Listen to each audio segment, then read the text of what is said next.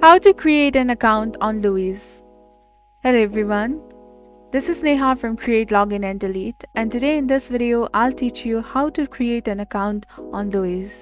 To begin, open a Google browser on your PC and then open a new tab. Then simply type in www.lowe's.com in the search bar and press enter. This will open the official Lowe website. Lowe is an American retail company specializing in home improvement. You can find a wealth of details here for your home improvement needs, whether you are renovating your house or working on a DIY project.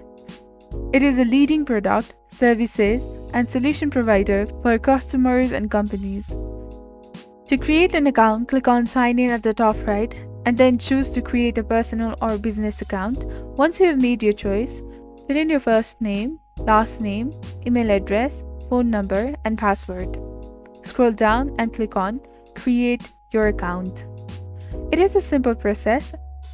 This is how you can create an account on Lowe. If you found this video helpful, do not forget to like, comment, share, and subscribe to the channel for more amazing contents. Thank you. See you in the next video.